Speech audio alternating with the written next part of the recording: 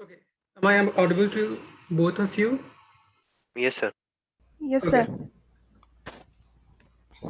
So, do you have learned anything till now in physics? Yes, sir. Uh, we have completed 3 chapters. So, from which chapter should we start today? We in school we have started from second chapter. We haven't started from first chapter. In physics, there is no much more information related to first chapter. So, basically, your topic start with second chapter, that is units and measurement. Okay. Ye- Yes, sir.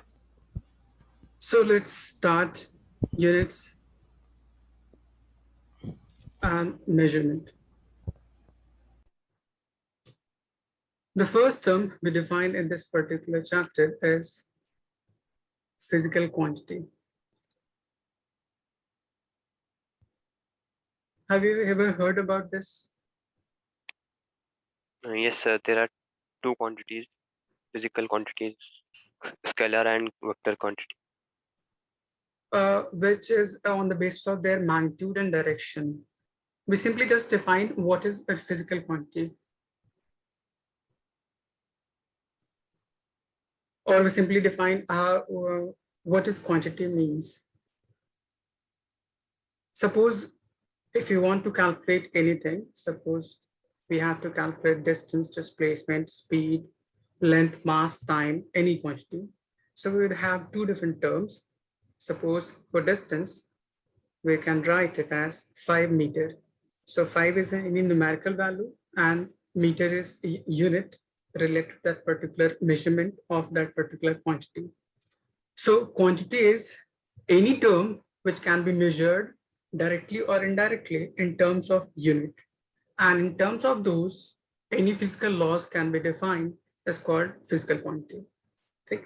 Suppose if you want to calculate emotion, feeling, hunger, so we can't define any unit or numerical value related to these terms.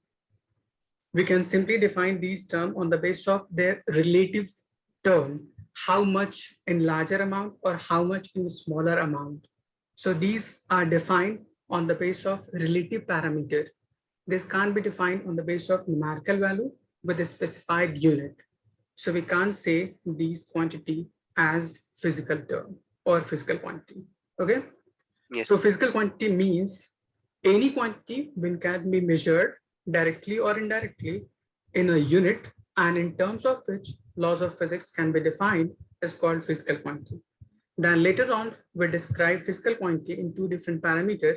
First, the quantity which has only magnitude and the quantity which has magnitude and direction both. Just a minute.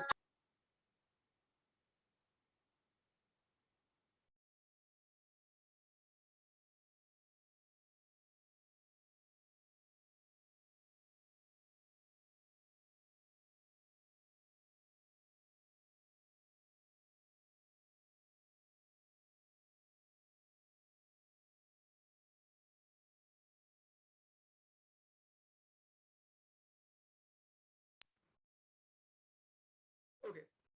So physical quantity simply define the quantity which can be measured directly or indirectly in a unit and in terms of which laws of physics can be defined are called physical quantity. Got it? Yes, sir. Okay. So we have said directly measurable and indirectly measurable. What it means actually. Suppose if you want to calculate speed. So we have learned earlier in class 9th, speed is equals to distance measured divided by time taken for that particular measurement. So for the calculation of speed, we need two different terms. First, distance or path length traveled by the body, and the time elapsed during this particular calculation. So for the calculation of speed, we need two different factors. So speed is called indirectly measurable term, which depends upon distance and time. But for the measurement of time, we just simply take any meter scale and start counting that particular path length from starting to the end point. So this is measurement of length. And for the measurement of time, we just start stopwatch and finish till the final point to calculate the time interval between the two different paths. So for the measurement of length and for the measurement of time, we can't define any indirect measurement. We just simply calculate directly these two terms. So on the basis of measurement, any physical quantity can be measured by two ways. First, directly measurable, which is independent of all other quantities. And the second, which is called indirectly measurable, which depends upon two or more other quantities for its measurement, just as speed. For its measurement, we need distance measurement as well as time measurement. Without these two quantities, we can't define speed of that particular body. Okay, Yes, sir. so first is directly measurable and second is indirectly measurable. In physics, we say this particular directly measurable quantity as fundamental quantity and indirectly measurable quantities as derived quantity. So by definition, we can say fundamental, the quantities which are independent of all other quantities are called fundamental,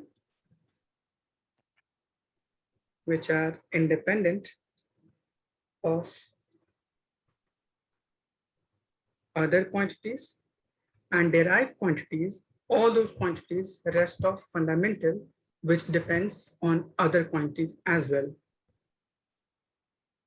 So we can say dependent on other quantities. Any doubt till now? No, sir. Just write it down till this. Okay, sir. Okay. Hiba, do you have any problem till now? No, sir. Okay.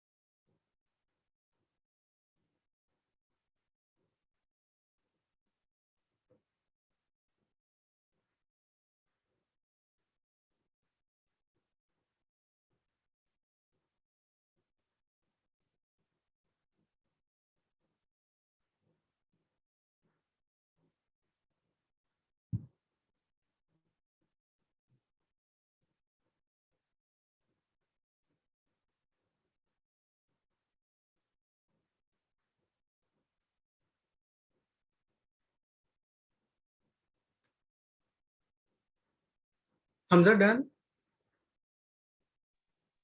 Yes, sir. Hiba? Yes, sir. Okay. So just first we define fundamental quantity. Suppose when we start learning of any particular language, let's say for English language, we first started learning the alphabet, just as A, B, C, so on to Z. Then we start combining these alphabet to form any word. Let's say apple, ball, cat, and so on. Then we start combining these words to form sentences, then passage, paragraph, letters, and so on. So for this particular whole learning, the first step was to learn this alphabet, which is the most fundamental term for the English language. We can't further break these alphabet into more smaller parts. Just like this as a language, similarly for the terms of physics, the most fundamental term in physics is 7 different base quantities on which the whole physics will be defined. So fundamental means the quantity which is independent of all other quantity. So we can differentiate this into two main parts. First is base quantity and second is supplementary. There are 7 different base quantity. First is length, second is mass, then time. Since the earliest branch of physics was mechanics, which was first introduced for the study of physics. In mechanics, we learn simply 3 different parameters of the particular object, just as mass, length, and time. Using these 3 main quantities, we define all other parameters of that particular object, such as momentum, velocity, speed, acceleration, force, work, energy, and so on. So first, the fundamental quantity whose base term was defined as length, mass, and time. Later on, new terms were discovered, then some more quantity were introduced in this particular base quantity as temperature, amount of substance, next electric current, and the last intensity of light.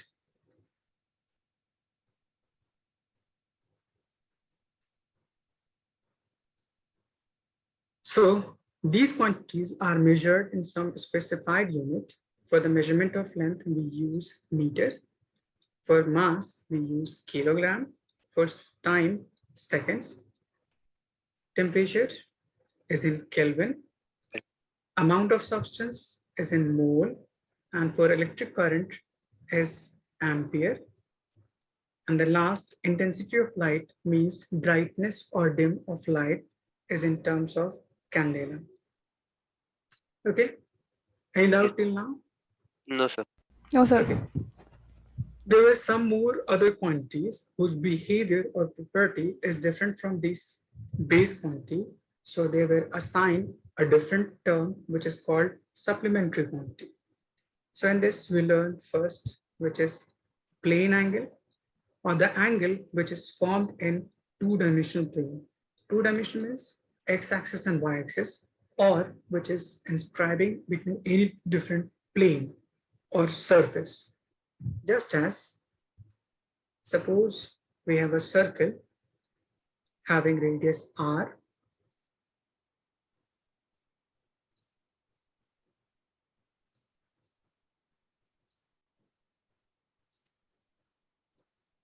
this is its center O, and these two segments as a radius subtending angle theta. So this is radius, this is radius. The side of this particular circumference, this segment is called length of arc or L. So you must have learned in class 10th the formula for length of arc in mathematics. Have you learned the formula of length of arc for a circle? It was L is equals to 2 pi r times theta over 360 degree. Here, theta was in terms of degree measurement. So we have two different types of unit for the measurement of angle. First is in degree, and the second is in terms of radian. For complete angle or for complete whole circle, the total angle would be 360 degree. But in terms of radian, it would be 2 pi. So convert degree in this particular radian measurement, just multiply degree into pi by 180 to convert it into radian measurement. Okay. Yes, sir. So just by putting this particular degree measurement into radian, we transform this particular relation as length of r is equals to 2 pi r times theta. We can write 360 in terms of radian as 2 pi. So 2 pi gets cancelled out. So L would be equals to r times theta. Or simply we can say theta is equals to length of r by radius. This is measurement of angle theta in terms of radian. So this is called plane angle or the angle formed on two-dimensional surface or simply plane. Okay. Sir, can you explain the last part again? So by using this particular relation, theta is equals to length of arc over radius, we can calculate theta in terms of radial measurement. We have initially learned measurement of angle in terms of degree till class 10th. Now and onward, we will use measurement of angle in terms of radian. So this angle is based on the angle formed between any two different line segment in one plane. Plane means XY plane, XZ plane, or YZ plane, any one of it. Okay? Okay, sir. Okay. Just write it down till now. Okay, sir.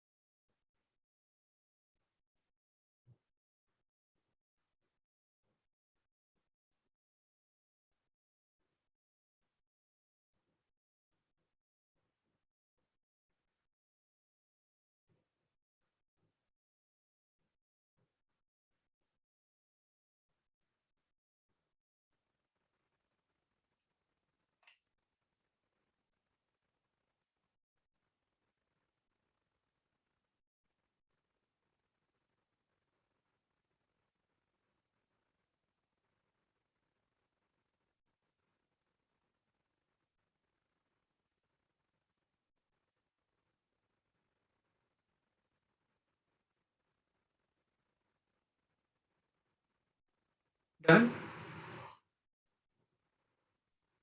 No, sir, just a little.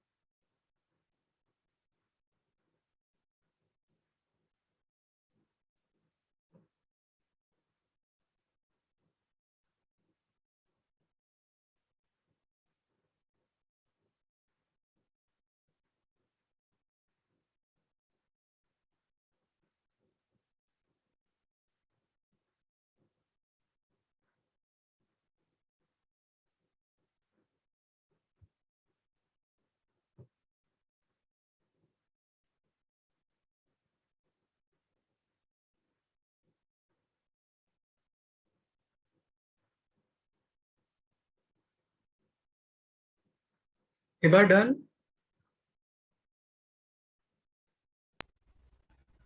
Yes, sir. Hamza, Yes, sir, done. do you have any problem till now? No, No, sir. Okay. So next, supplementary measurement or supplementary quantity is solid angle. Solid angle is the angle formed in three-dimensional surface. Let's say for corner of a room, there would be some like this way, a plane surface of roof, a plane surface of this wall, and a plane surface of this wall. These three plane surfaces will form a corner of this particular point, which is called solid angle, or the angle between three-dimensional planes or three-dimensional surface. So we use this particular relation as, let's say, an area in front of it, and these are subtending corner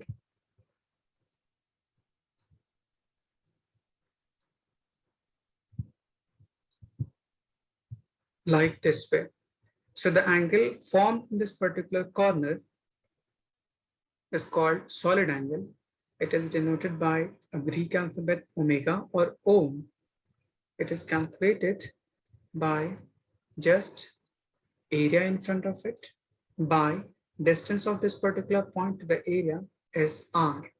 So solid angle ohm is equals to area perpendicular in front of it divided by r square. So this ohm is called solid angle and its SI unit is steradian.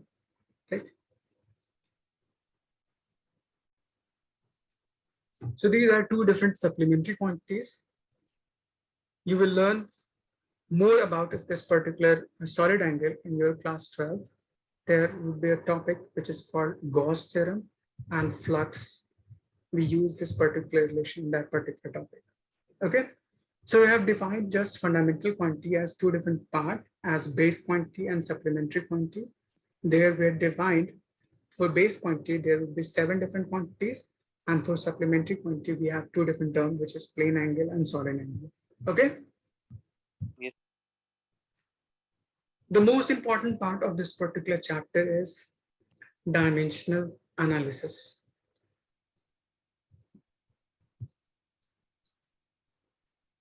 So first we want to learn what would be dimension or what it means by dimension. So dimension or dimensional formula or dimensional equation.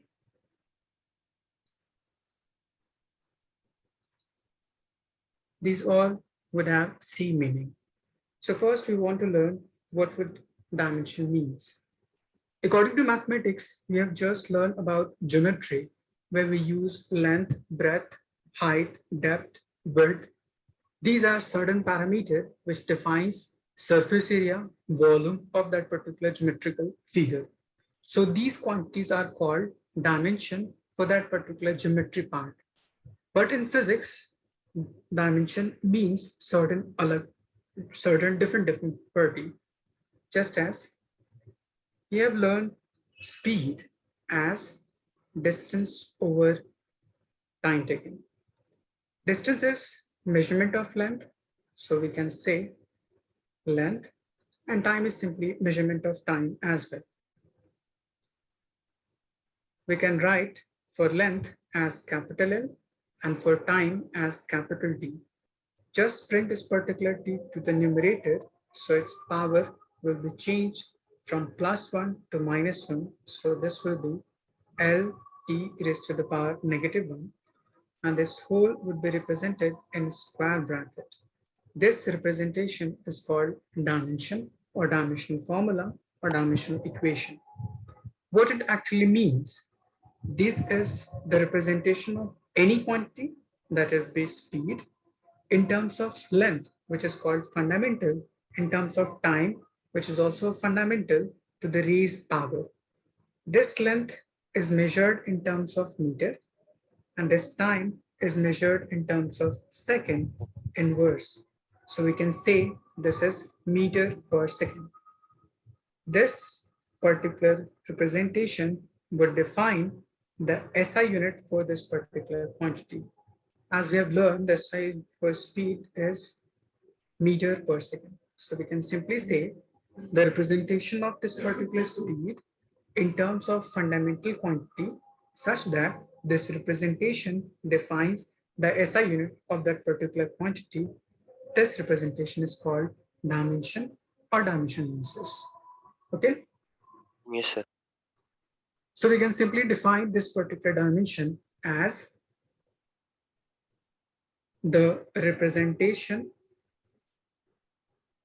of any quantity to the raised power of fundamental quantity, which defines their SI unit. Okay. Yes, sir. So we have just defined what we mean by dimension. Just write it down till now. Okay. Okay.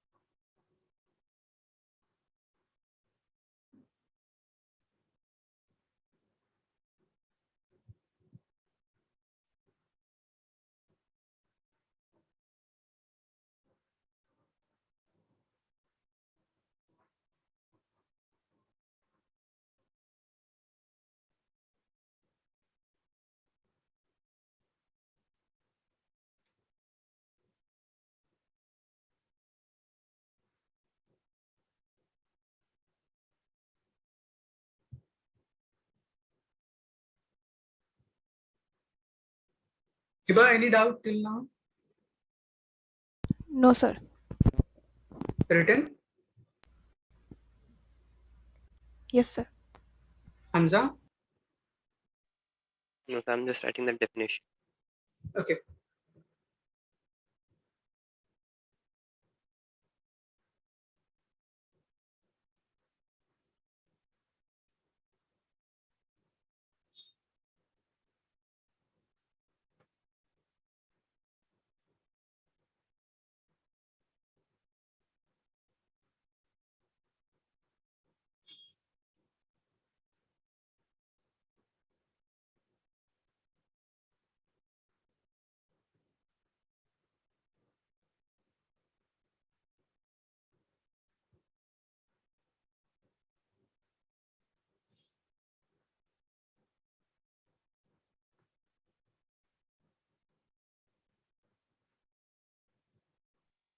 Sir, done.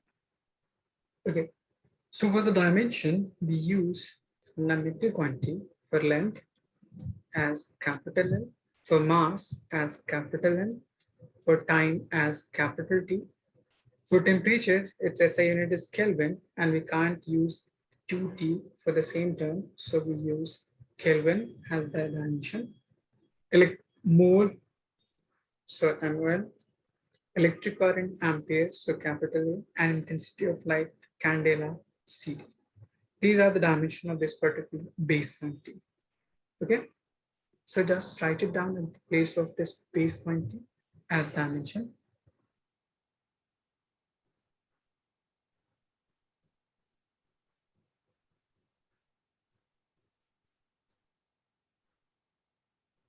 Done? Yes. Okay, so I'm giving you some basic examples related to this particular dimension, and on the basis of those, we can calculate several more different dimensions of the quantities. So just some important dimension formula or dimensional equation. First is radius, diameter, width, length, breadth, height, depth. These are all measurement of length, so we use dimension as simply capital L.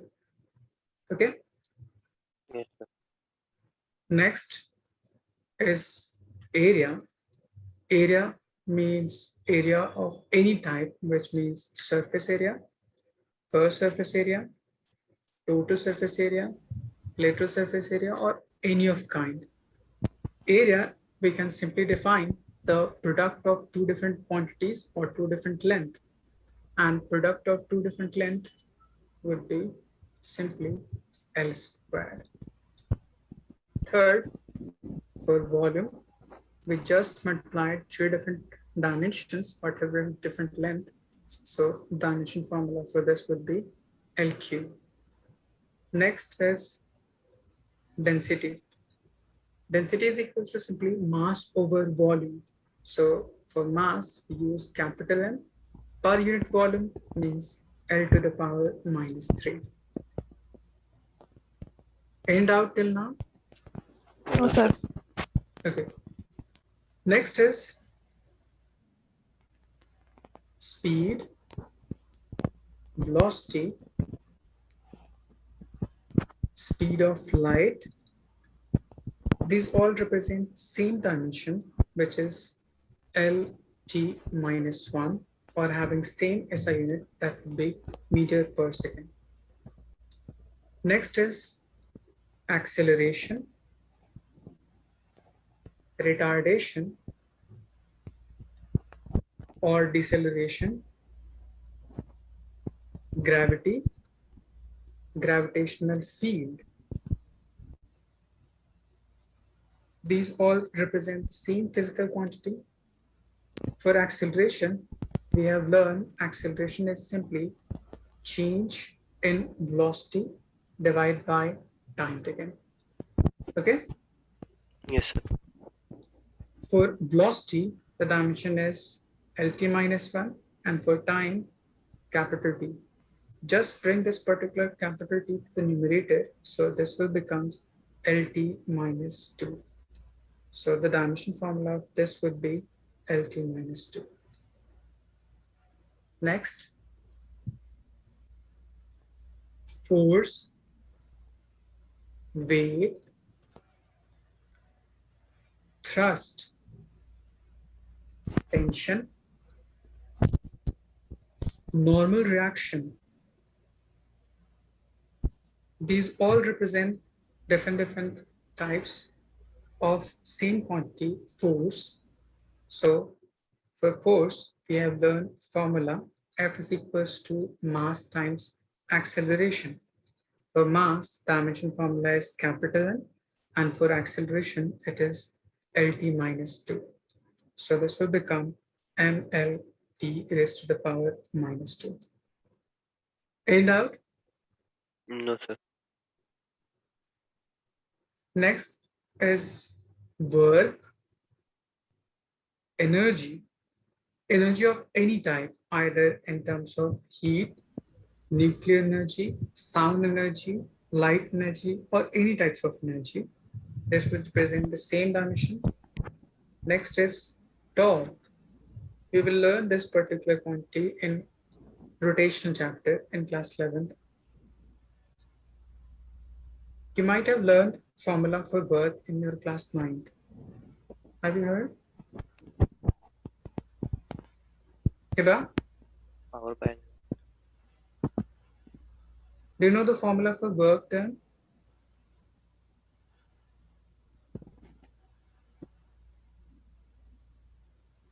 Work done simply equals to force times displacement. So for force, we have dimension formula mLt minus 2. And for the displacement, displacement is measurement of length. So we can say mLt raised to the power minus 2 times L. Here base same, so power gets added on multiplication. So this will become ml square t raised to the power -2. Okay. Yes, sir. Okay. Next is pressure, stress, modulus of elasticity. We have three different types of modulus of elasticity. First is Young's modulus in terms of length, shear modulus in the terms of shape, bulk modulus in terms of volume. These all represent same quantity. Next is volumetric energy density. You might have learned pressure. Pressure is simply equals to force divided by area. Just put the value of force, theta, and area, we have used L square, and try to solve this particular quantity. Just write it down and try to solve the last part. Okay, sir. Okay.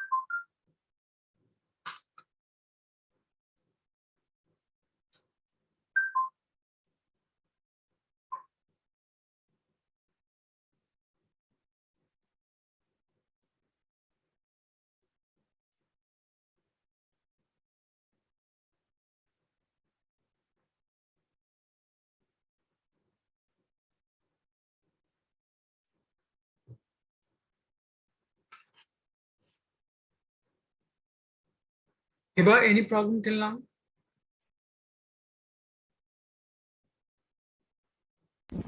No, sir. Sir, is it m l raised to 2 t raised to -2? So the dimension formula for force would be mlt raised to the power -2. And for area, we have used L square. So here L to the power 1, here L to the power 2. So just bring this particular to numerator, its power will be in negative. So 1 minus 2 would be -1. So it would be ml to the power -1, t raised to the power -2.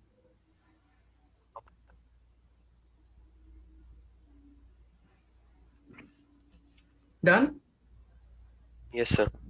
Yes, sir. Okay. Next is linear momentum and impulse. For linear momentum, P, is equals to mass times velocity. Just put the dimension for mass and velocity and try to solve.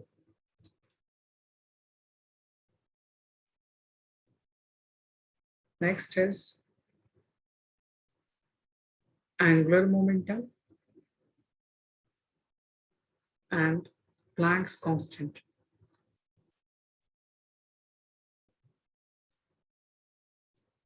Angular momentum will represent it in terms of as L is equals to radius of path times linear momentum. Just try to solve these two quantities.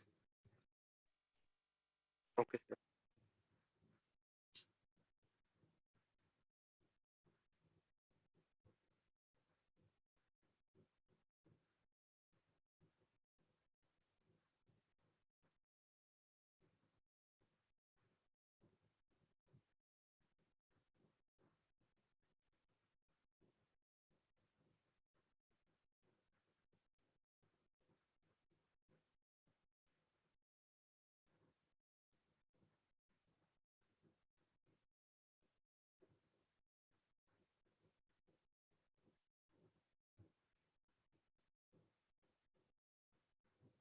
Vibha, done?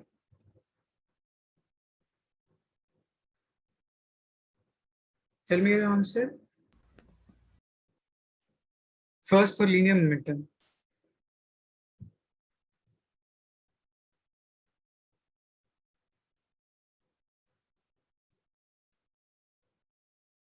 Hamza, MLT minus 1. for mass would be m and for velocity it would be lt minus 1. So mlt minus 1. And for angular momentum, radius is simply length and linear momentum is mlt minus 1. So L and L becomes L square. So it would be ml square t minus 1. Okay. Yes, sir. So we have just learned some basic dimension of quantities in combined form so that you can easily define which pairs have same dimension formula. On the basis of these dimensions, we can define quantity as two main terms. First, dimensional, and second, dimensionless. Dimensional means the quantity which have some unit or having some dimension. Dimensionless means having no unit. Further, dimensional quantity can be divided into two parts. First, the quantity which have constant value, just as universal gravitational constant. You might have learned about this.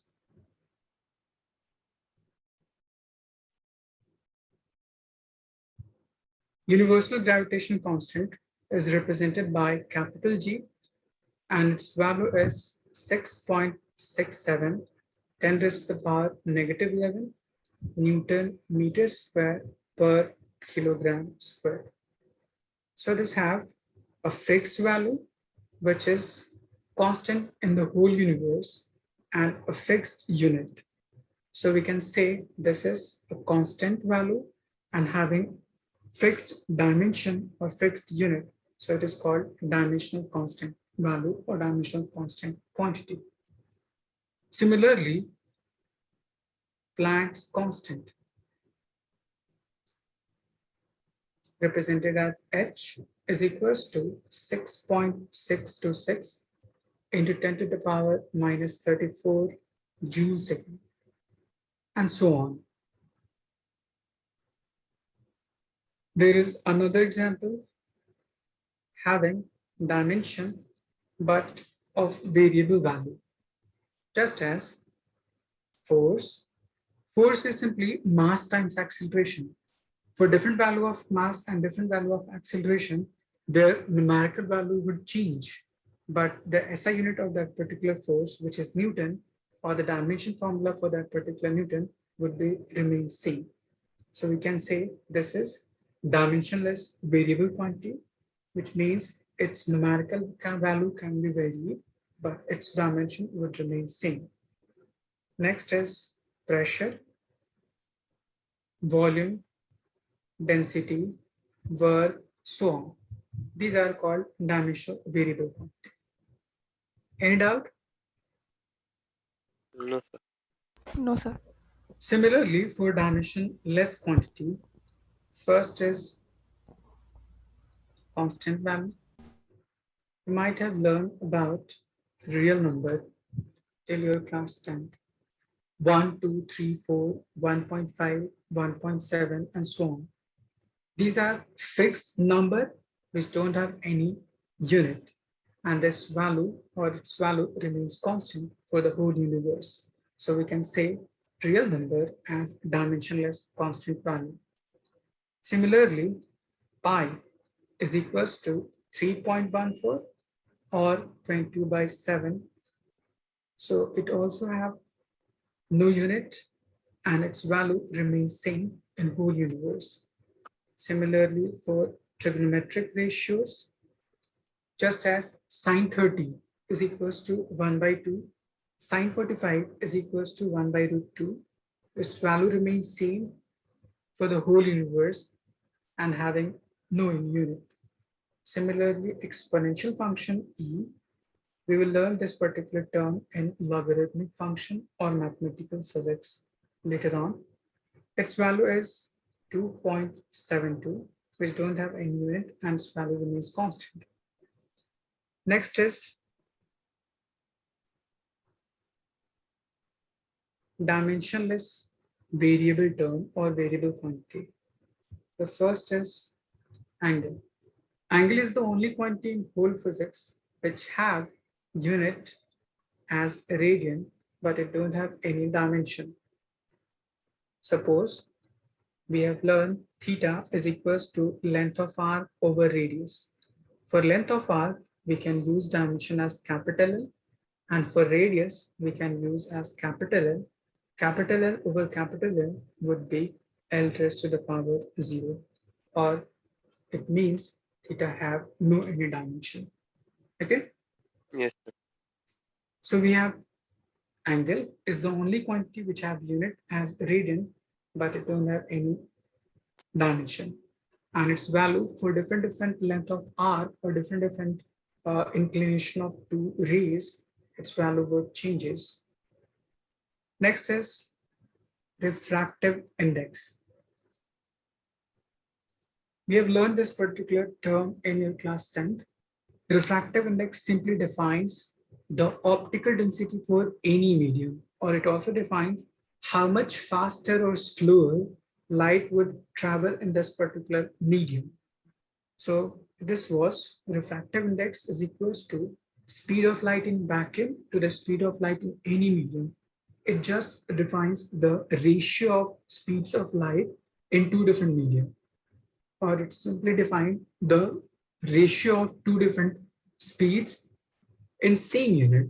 So it would have no unit, and on the basis of different pairs, its value would changes. Next is relative density, or we can say this is also as specific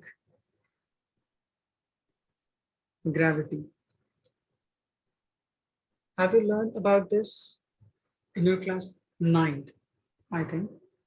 Relative density was density of any substance to the density of water at 4 degrees Celsius.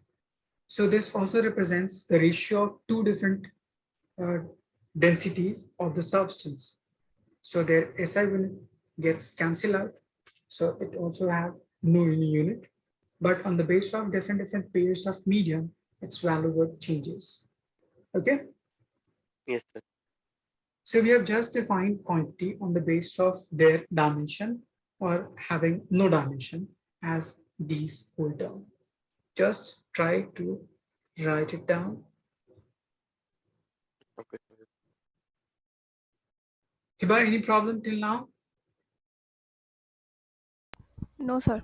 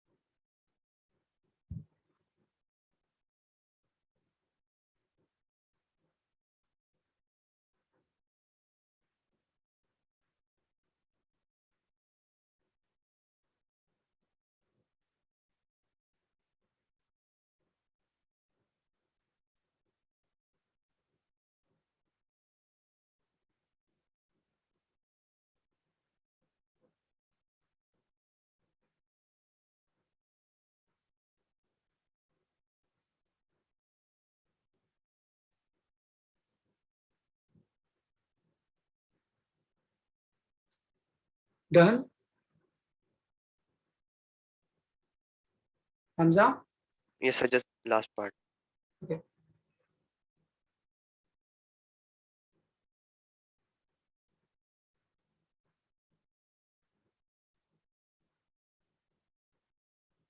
Done, sir.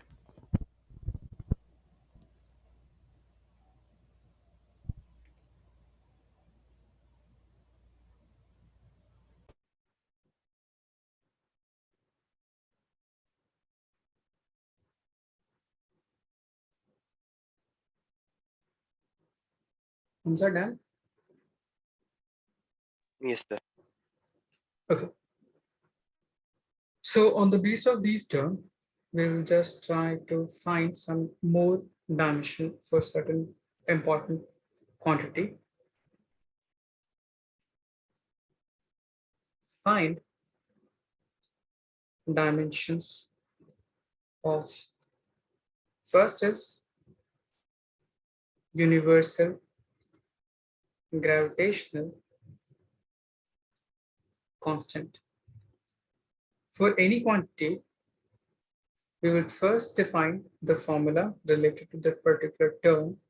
So for universal gravitational constant, we have learned a formula which is F is equals to G times product of two masses divided by square of separation between them. This is called Newton's law of gravitation for force. So on rearranging, we can write G is equals to F times R square divided by M1 into M2. So we have dimension for force, dimension for radius, dimension for mass. On putting all these values, we will calculate the dimension formula of capital G. Okay, Yes, sir. just try to find out this particular term on putting all these values.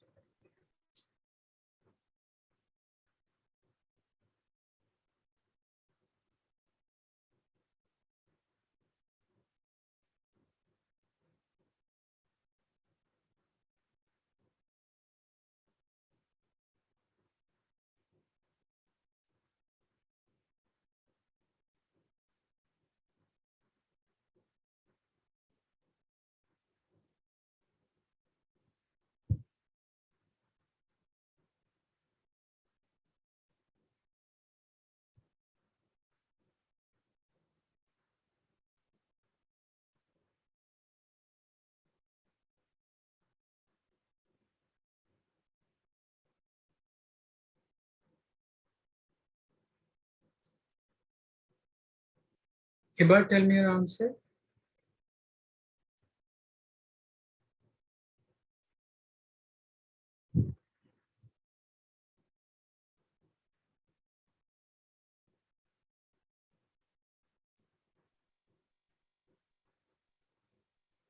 So is it m raised to minus 3, l raised to 2, l raised to minus 2, and t raised to minus 2?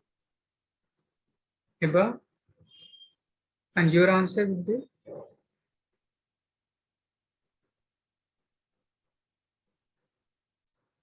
Let's say for force, we have dimension formula as ml t raised to the power minus 2. For radius, which is measurement of length, we can say L square divide by, for mass m1 or for mass m2, we can say m into m. This m and this m would cancel out. So we're left with m raised to the power 1. Just bring this particular term to the numerator, its power would becomes m raised to the power negative 1. Okay? Yes, sir. We have L raised to the power 1, L raised to the power 2, and both are in multiplication. So their power will be added together to give you L cube. And last, T raised to the power minus 2. So this would be a final result for the dimension formula of gravitational constant. Hiba, any doubt? No, sir. Okay, just try to find coefficient of viscosity. It is represented by Greek alphabet eta, elongated version of n. So for formula for this is F is equals to 6 pi eta r v. Here r is the radius of object and v is velocity with which object was thrown in this particular medium. And F is force. Just try to find dimension formula for eta.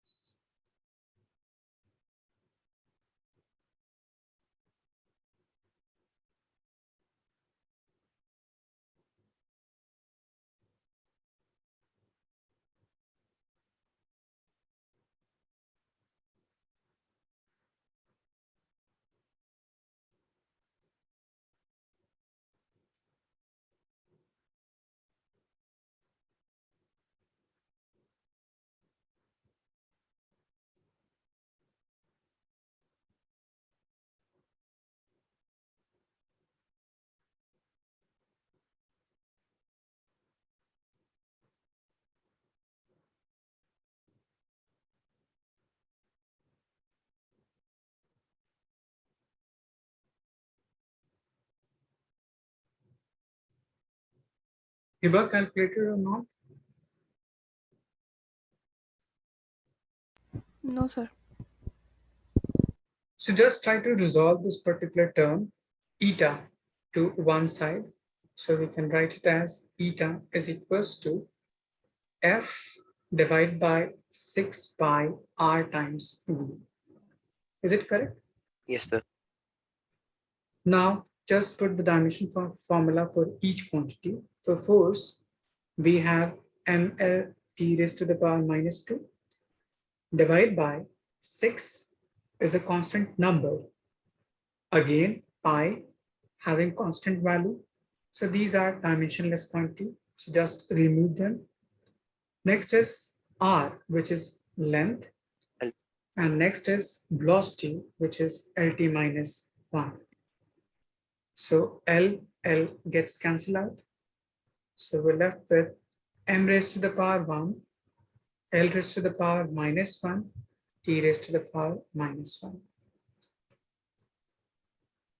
Sir, Okay. sir, shouldn't t also be cancelled?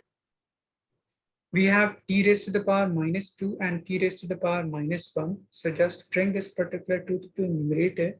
So its power becomes positive 1. So t raised to the power minus 1 plus 1 would be equals to T raised to the power minus 1. Okay, sir. Have I got it? Yes, sir. Okay. All written till now?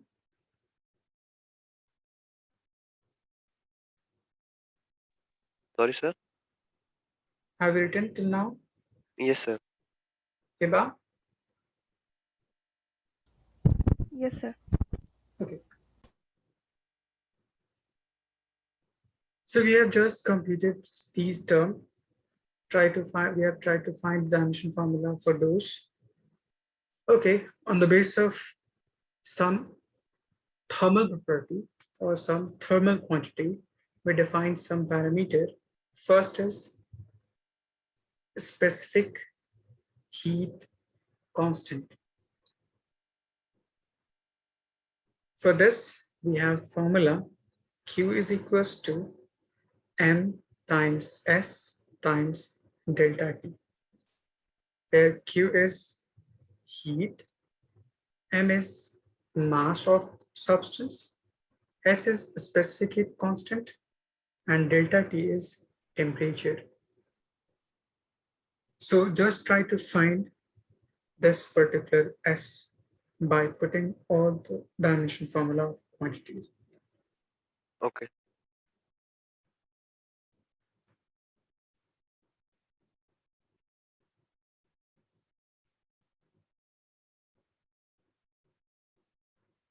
First, try to separate the quantity and bring one which you want to calculate to one side and rest to the other side.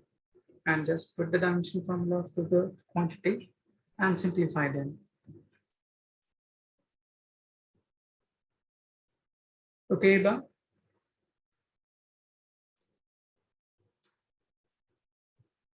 Yes, sir.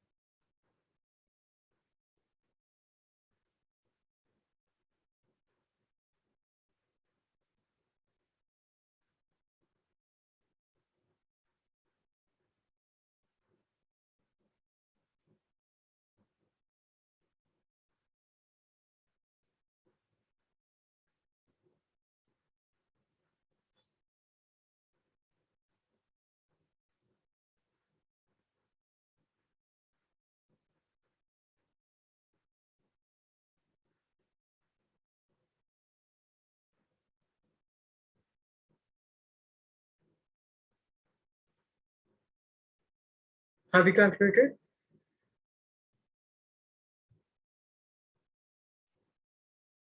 Hamza, There's a confusion, sir. in which term? Sir, I've Just written try to solve this as S would be equals to Q Q by. over M times delta T. Okay? Yes, sir. Hiba, tell me the dimension formula for this Q.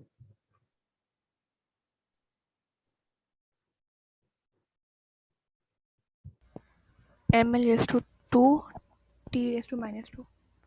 Okay. This would represent the dimension formula as energy. So it would be ml square T minus 2 divided by M, which is capital M, and delta T is simply temperature. We have used this particular temperature as Kelvin, so we can say capital K. Okay, Okay, Okay, sir. sir. M and M can cancel out. So M raised to the power 0, L raised to the power T, T raised to the power minus 2, and K raised to the power minus 1. Okay. Yes. Yes, sir. Similarly, as a specific heat, there is another term which is called latent heat constant. Q is equals to mass times latent heat, latent heat of fusion or latent heat of vaporization, which means the amount of energy is required to convert solid into liquid or liquid into vapor. So this L is equals to Q over M. Q is energy, so it would be ml squared T minus 2 divided by mass M. M and M gets cancelled out, so it would be M raised to the power 0, L raised to the power T, T raised to the power minus 2. Okay, Yes, sir. just write it down.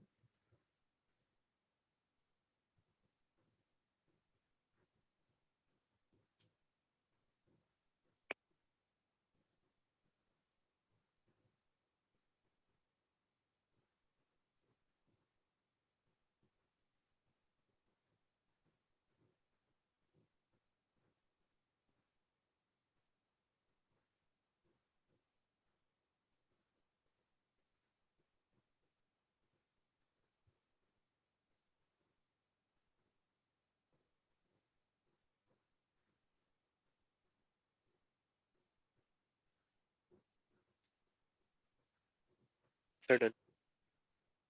Hiba, Done, sir. okay. There's a last section for this dimension formula as electrical segment. For the electrical segment, we first try to find dimension formula for charge. Have you learned any formula related to this charge in your class 10th?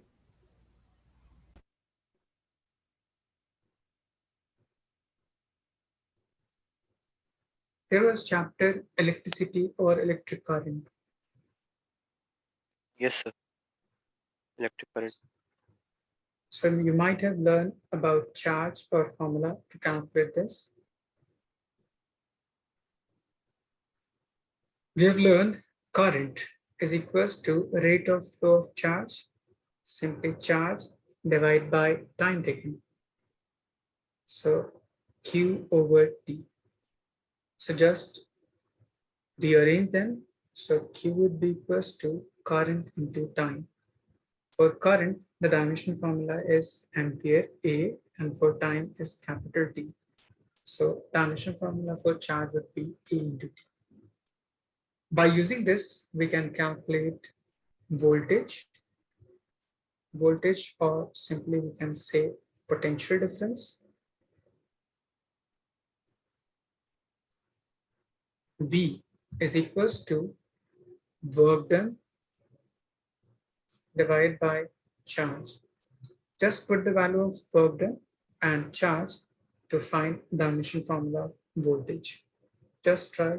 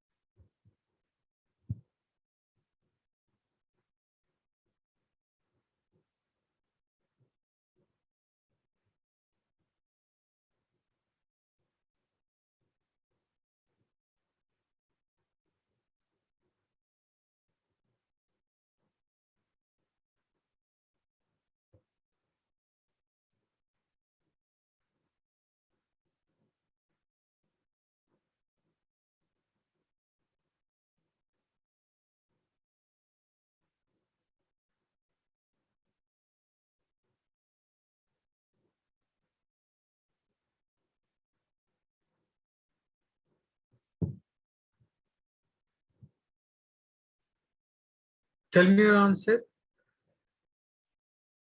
Hamza. ML square T Mhm. raised to 1 and A. For work done, we have ml square T raised to the power minus 2 And for charge, we have ampere times T. So it would be ml square T raised to the power minus 2. And just bring this to the numerator, its power would become minus 1. So minus 1 minus 2 would be minus 3. For ampere, just bring it to the numerator, it would be a to the power minus 1. Okay? Yes. Yes, sir. So on the base of this, we will define three basic terms. First is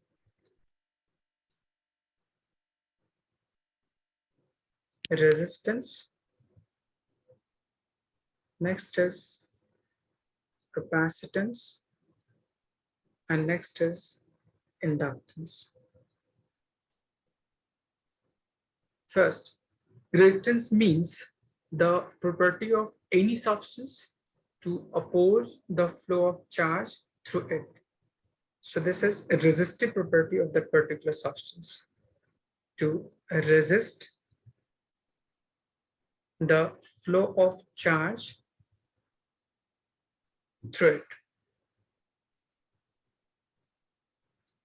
Similarly, capacitance. Capacitance defined the ability of any substance to store more and more charge on it or in it. So the ability of substance to store charge in it is called capacitance. Inductance, the property of coil to oppose variable current. To oppose variable current by any coil.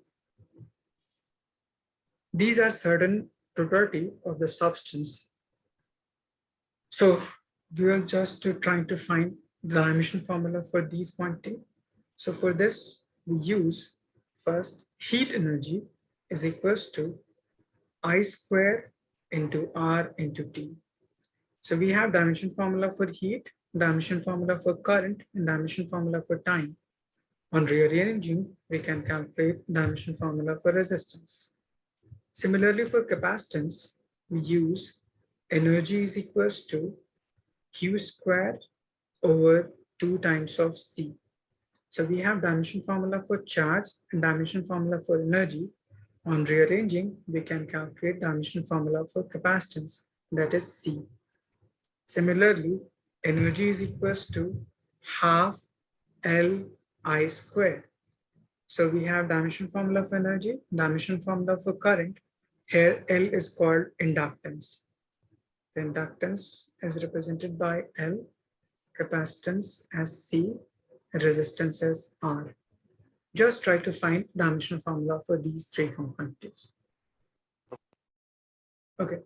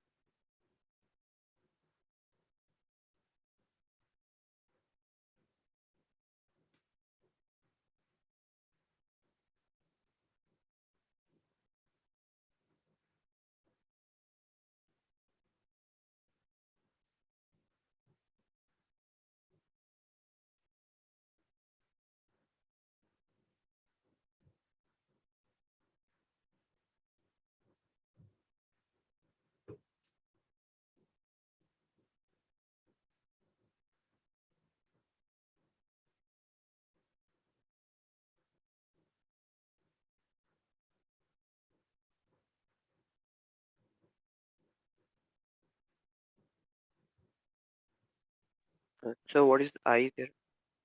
I is current, whose SI will be ampere or dimension will be capital A. Okay.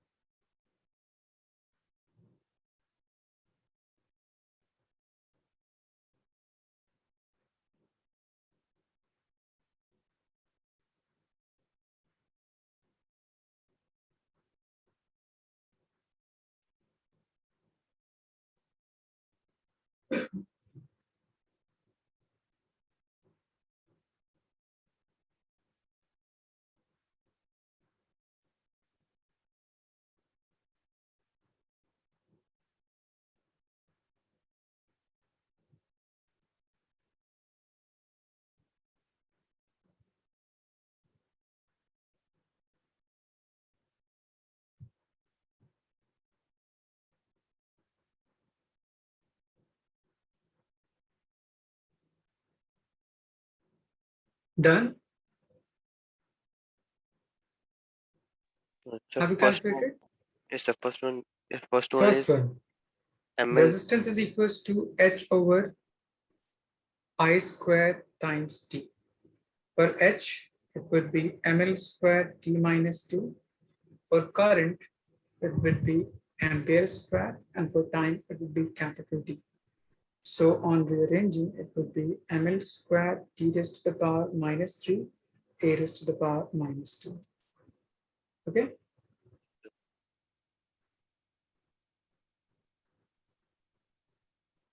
Above, we calculated the dimension formula for capacitance. No, sir. Do you have any difficulty?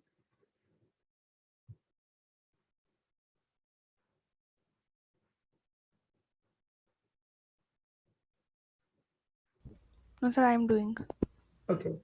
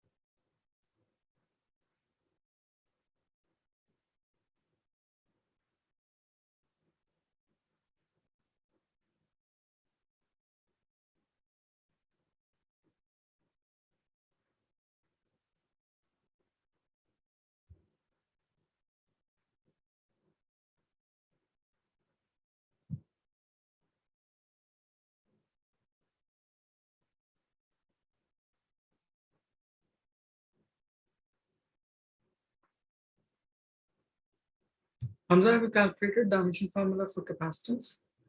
Yes. C is equals to Q square over 2 times of E. So for Q is ampere into time. 2 is dimensionless term, just neglect it.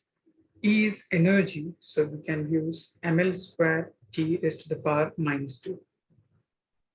So just bring the whole term to the numerator. So it would be m raised to the power minus 1, L raised to the power minus 2, T raised to the power 4, A raised to the power 2. Is it right?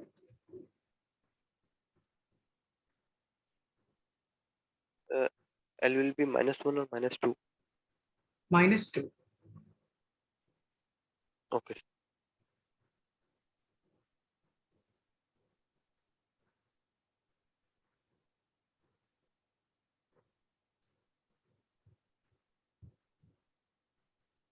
About done?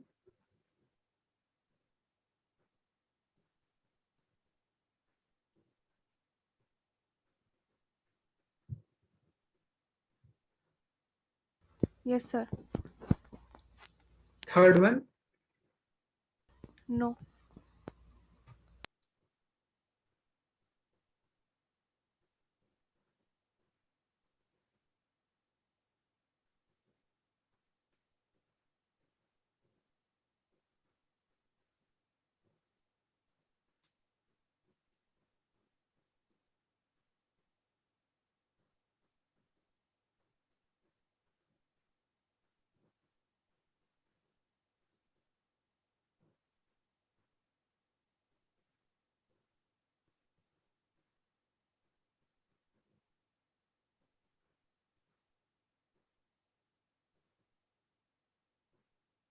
So done.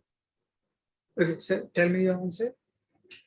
It is ml raised to minus 2, t raised to minus 3, a raised to minus 2. ml to the power minus 2. No, sir. Ml raised to ml square. Next, ml squared t raised to the power minus 2, a raised to the power minus 2. Yes, sir. But tell me your answer.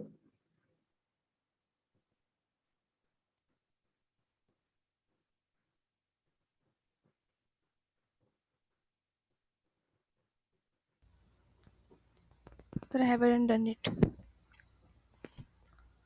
Why so? No, sir, I'm doing. Okay. So here L would be 2 times of E divided by I squared. 2 is a constant term. Just remove this. For E is ml squared t minus 2. And for I is ampere squared. So it would be ml squared t minus 2, a to the power minus 2. Hamza, your answer was correct. Okay. Yes, sir.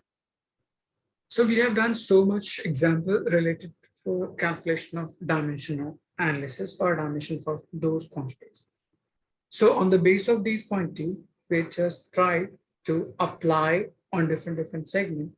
So first, any problem related to dimension till now? No, sir. Iba? No, sir. Okay. So first term for the application of dimension analysis is principle of homogeneity.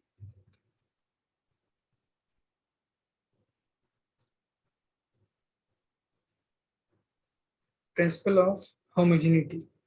This word homogeneity comprises two different terms, homo and geneity.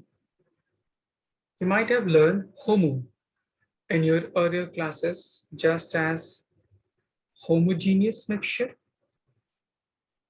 Yes, sir. It means the same. homologous series, homologous organ, and so on.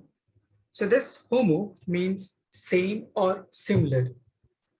So in terms of physics, we define principle of homogeneity as similarly, we have just learned algebra as if you want to calculate x squared plus 4x minus 3x squared.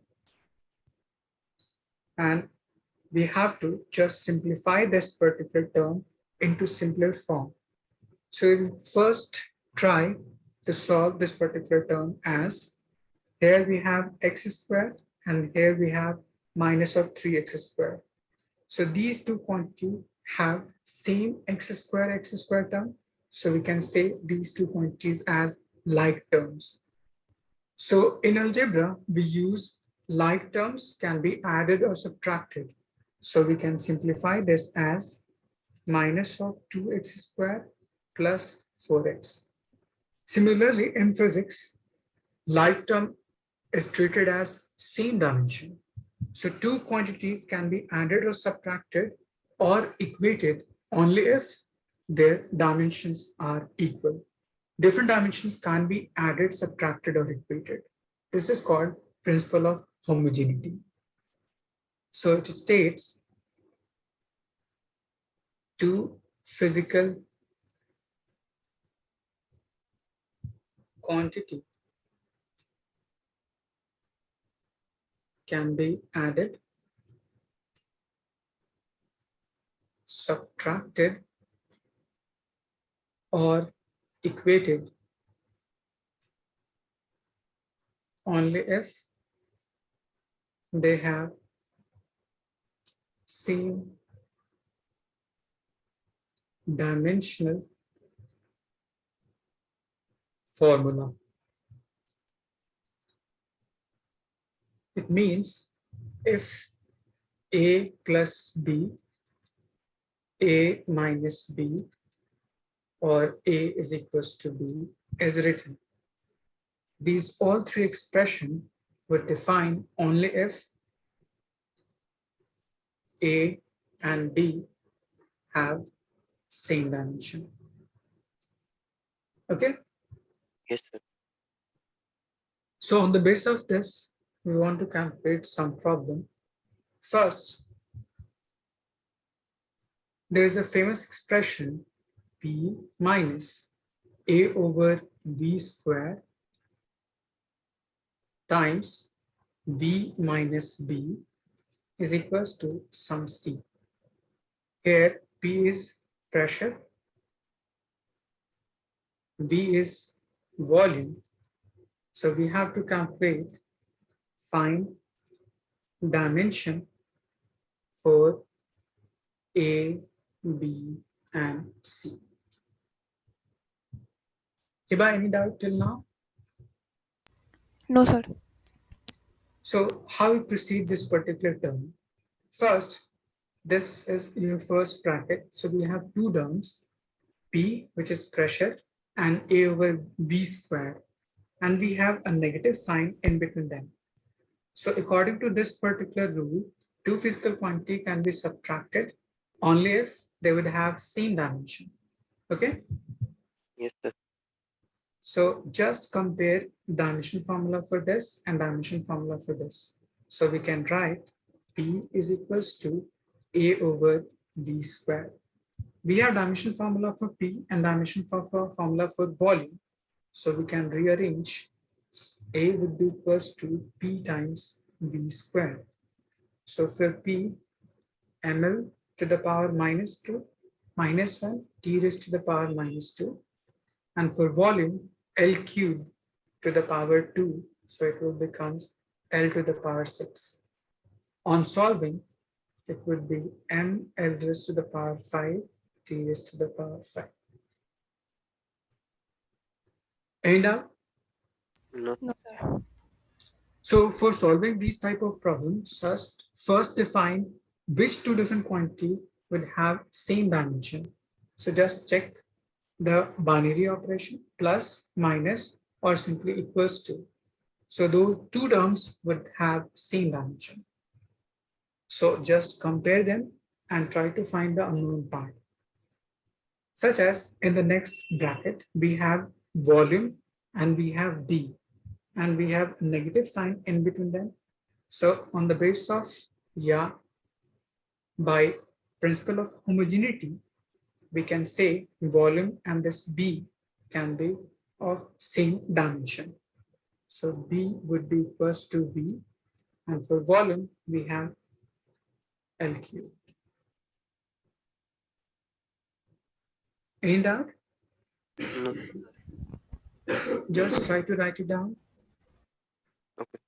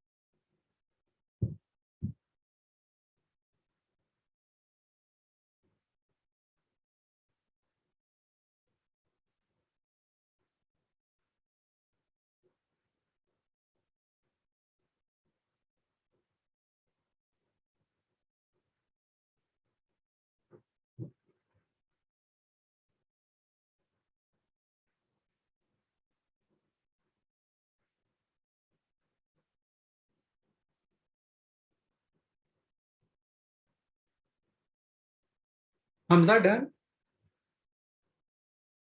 Yes, it's last part.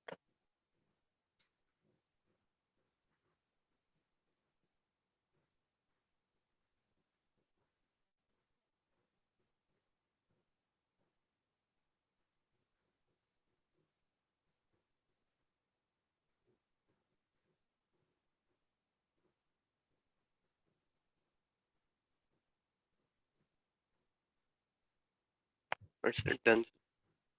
Iba? Yes, sir. So the next part is how to calculate the dimension formula for this particular C. See? Okay, for those, let's learn some more term. Suppose you have 2x plus 2x. And if you want to just simplify this, the answer would be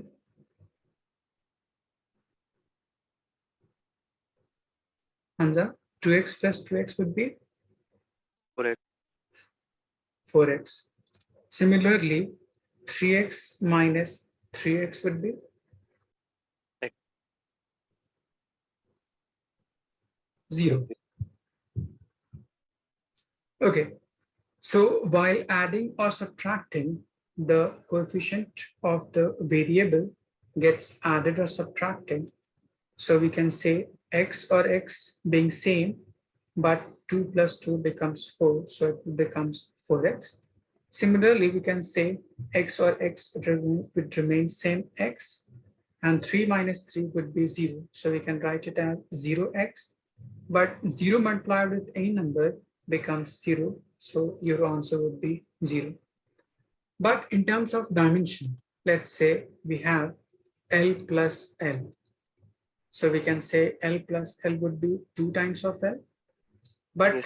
2 is a constant number which don't have any unit. So we can just remove this or neglect this and left with just L. Is it correct? Yes, sir. Similarly, L minus L would be 0 times of L. 0 is any constant number which don't have any dimension. So just neglect it and we can say it would be L. So from this, we can conclude L plus L would be L itself and L minus L would be L itself only on the base of dimension, not any calculation other than dimension analysis. Okay, Iba? Yes, sir. Okay, so we have B minus A over V square bracket V minus B is equals to C. So we can say we have two terms. This is pressure and this is A over V square. And we have a negative sign in between them. Two physical quantity can be added or subtracted only if they would have same dimension. So this would represent dimension formula for pressure. So this also would define dimension formula for pressure. So pressure minus pressure would be pressure itself. Yes, Is sir. it right? Yes, sir. Yes, sir. Similarly, for the next part, we have volume. So this would also represent volume and there is a negative sign in between them. So volume minus volume, it would be volume itself. Yes, sir.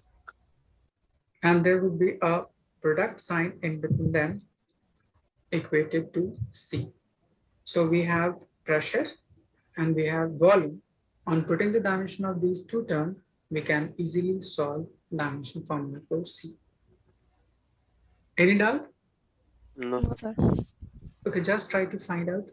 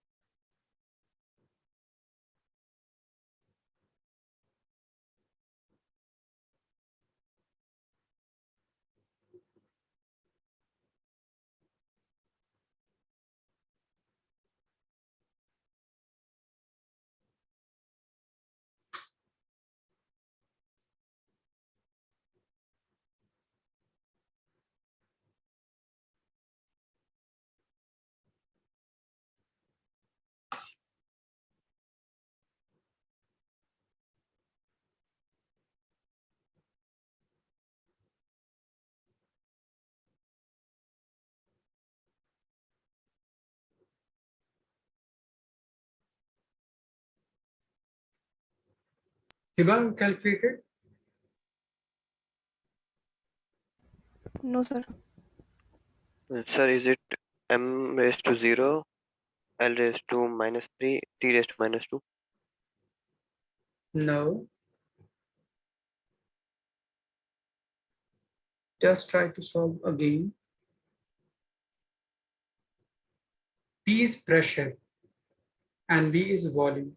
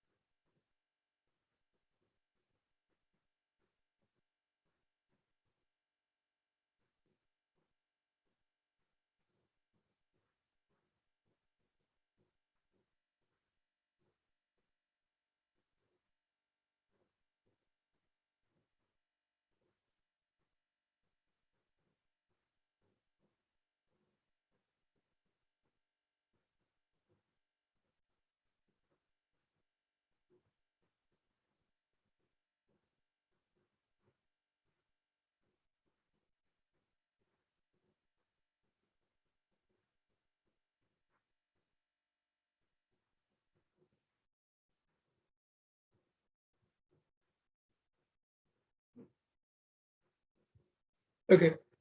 Hiba, just tell me the dimension formula for pressure.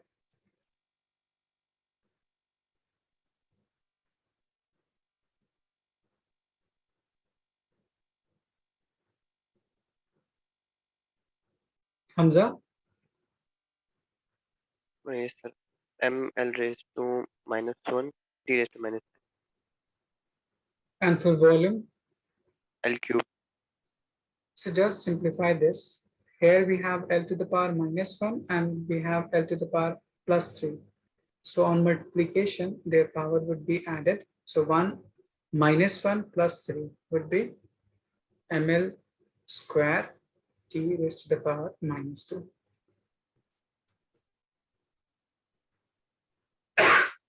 Okay. Yes, sir. Hiba, any doubt? No, sir. Okay.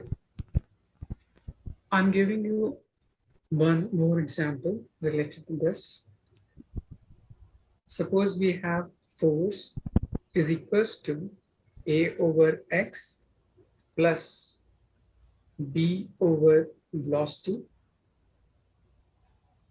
F is force, X is displacement, B is velocity. Just try to find dimension formula for A and B.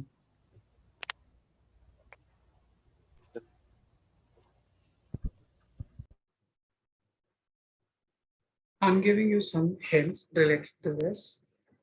As we have learned in this particular section that if two quantities would be added, subtracted, or equated only if they have same dimension formula. So similarly, we have A over X plus B over Y. So we can simply compare them, but a single equation by comparing these two terms, we can't define the dimension formula for two different variables. So we can't just simply equate these two terms or a single equation having two different variables. So it will be better to just compare this particular term to the actual part, compare this particular term to the actual part. Okay, Yes, sir. so by using this, we have only one variable and other two terms have dimensions as force mlt minus 2 and for displacement as L. So by simply simplifying them, we can easily calculate A and dimension formula for B. Okay, Iba, Yes, sir. just try to find.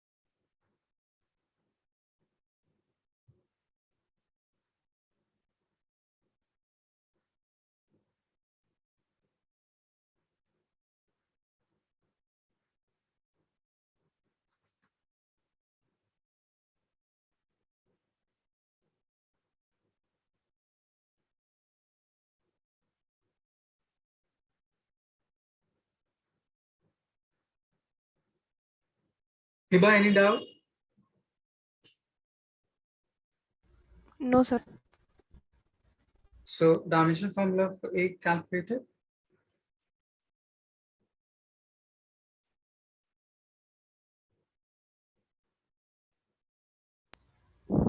No, sir, I'm doing. Okay. Just compare f is equals to a over x, and by putting the dimension formula for f and x, just calculate dimension formula for a.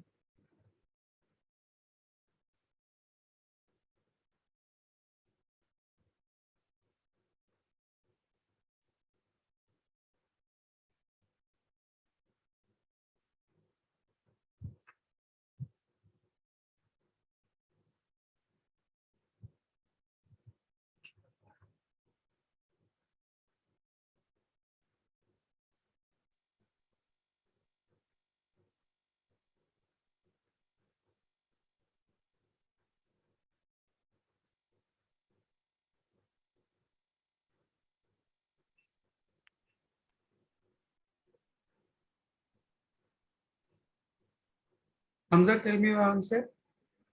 So A is equals to ml square ml square t raised to minus 2. Good. Next one. B is ml square and t raised to minus 3. Good. Hiba, have you done? Yes, sir. So dimension formula for a would be ml square t minus 2. Is it right? Yes, sir. And for b would be ml square t raised to the power minus 3. Is it similar to your result, Hiba? Yes, sir. Okay. So we have done on this particular principle of homogeneity, how to calculate the unknown term. I'm giving you some more example. Before that, if you have any trigonometric function, just as sine, cos, tan, and a term x with it, this particular x would define angle, and we have learned angle have no any dimension.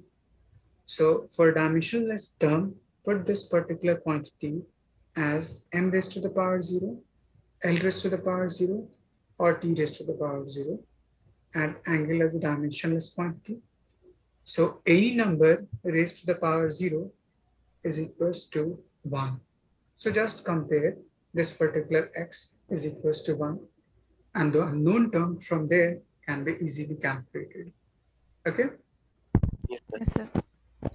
Similarly, we will learn a function which is called logarithmic function. So we will define log of x. So here x is also a dimensionless term. Dimensionless. Similarly, exponential function e raised to the power x. Here e is a base and x is exponential. So the exponential is also a dimensionless quantity. So in all these three different ways, the dimension formula for this x or the term which is placed over this particular position would be equated to 1, and the unknown term from there can be easily calculated. Okay, Yes. I'm giving you some example related to this. Suppose you have if y is equals to a times sine bracket b times t plus c times x. Here x and y is displacement, t is time. So we have to calculate dimension formula for a, b, and c. How to solve this? I'm giving you some clue. First, c. Sine is a trigonometric function. So this term would define the angle as like this. Okay, Hamza? I didn't get it. Suppose we have this particular term as sine. So we can say this is any trigonometric ratio, and the term attached with it would define angle. So this would also be one of angle, and this would also be one of angle. Yes. We can say this. Hiba, any doubt? No, sir. And we have learned angle is a dimensionless quantity. So we can simply compare this particular angle to dimensionless, which is equals to 1. So we Yes. have dimension formula for t. So we can easily define dimension formula for b. So we can write b is equals to 1 over t, or we can simply say t raised to the power negative 1. Any doubt? No, sir. Similarly, what we can say about this particular cx? This is also one of angle. Yes, sir. So we can simply compare this particular part to 1. 1. We have dimension formula for x as x is displacement.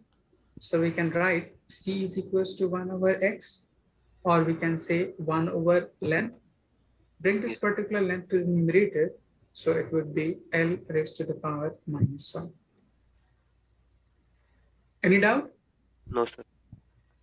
Now, we have left with y is equals to a times sine bt plus c times of x. This sine together with this particular angle would define you any constant number. As we have learned, trigonometric function and their value is a dimensionless constant part. Okay, Yes, sir. suppose this two angle when combined to give you 60 degree. So sine 60 would be root 3 by 2, which means it's a constant number which don't have any unit, or we can simply say it is a dimensionless term. Hiba, any doubt? No, sir. So on solving, just neglect this whole part, as this would define any constant dimensionless value. So we're left with only y is equals to a. Here y is defining your displacement. So we have dimension formula for y is capital L. So we Yes. can say a is equals to capital L. Any difficulty? No, sir. So by using this particular concept, if we have x in any of the three form, just compare that particular term to 1, as this quantity is a dimensionless term. From there, all unknown part can be easily calculated. Okay, Eva? Yes, sir. Okay, just try to write it down. Yes.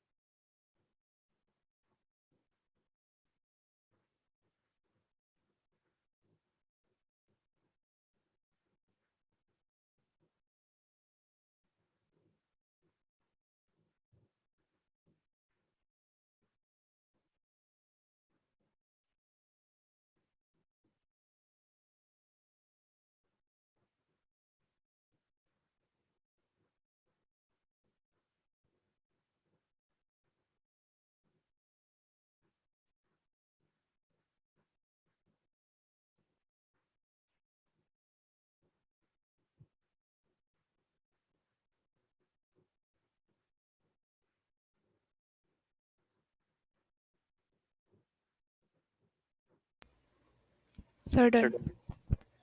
Okay, I'm giving you one example. Try to solve if we have y is equals to a times cos b times x plus c times tan d times t.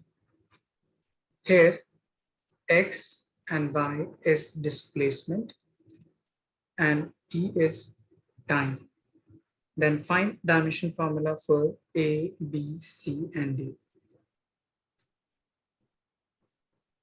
Just try to solve as previous problem.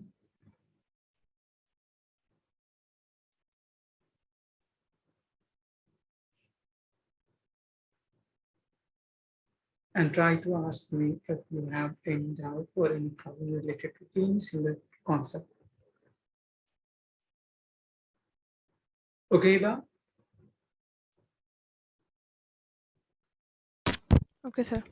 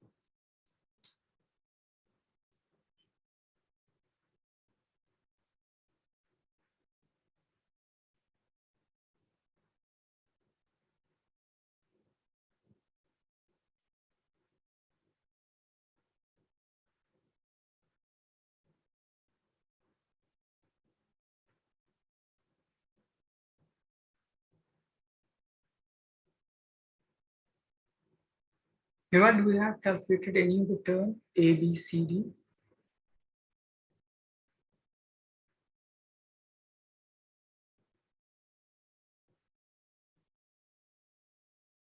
Hamza,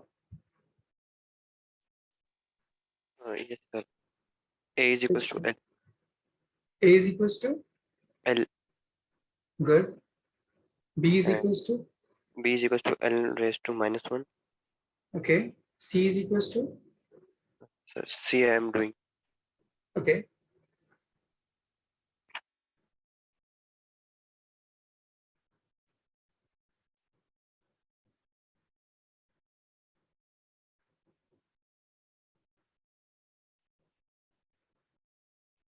Hiba, have you calculated?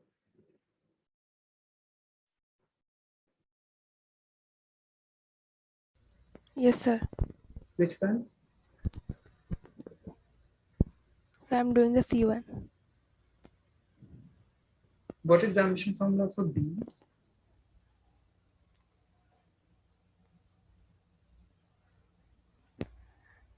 L raised to First, minus 1. first try to find this particular term as it represents angle, and this would also represent angle. So compare bx is equals to 1. So v would be 1 over x or 1 over L. So it would be L over minus 1. Okay. Similarly, just compare d into t is equals to 1. So d would be equals to 1 over t, or we can simply say t raised to the power minus 1. Okay. Yes, sir. Now, this whole term cos of bx would define any constant number which will have no any unit or no any dimension. So we can simply neglect this. Okay, Hamza? Yes, sir. Similarly, for this part as well, tan of any angle would define any constant number which will have no any unit or no any dimension. So we can simply neglect them. So we're left with y is equals to a plus c. Now we have two variables and only one term. So we can simply compare like this way. If we have two variables in a single equation, just compare each term to the main result and try to obtain the rest part. So we can simply equate this particular term to y, equate this particular term to y. So a would be equals to y and c would be equals to y. Y is any displacement which would be capital N, capital N. Okay, Ida? Yes, sir. Hamza? Yes, sir. Okay, just write it down. So written, sir. Ida? Yes, sir. Written. Okay, I hope so. You will have learned something from this particular class. Any Yes, doubt? sir. Yes, sir. No, sir. Okay, we'll just stop here. We'll continue from this in our next class. Okay, Yes, and sir. we'll define you more and more dimension formula and their application, various application. We have mainly three main application of dimension analysis. Just to check the equation for its correctness, to convert one term into another, and try to find or derive any unknown quantity related to any particular quantity. Okay? Yes, sir. Okay then. Good night. Bye, sir. Good.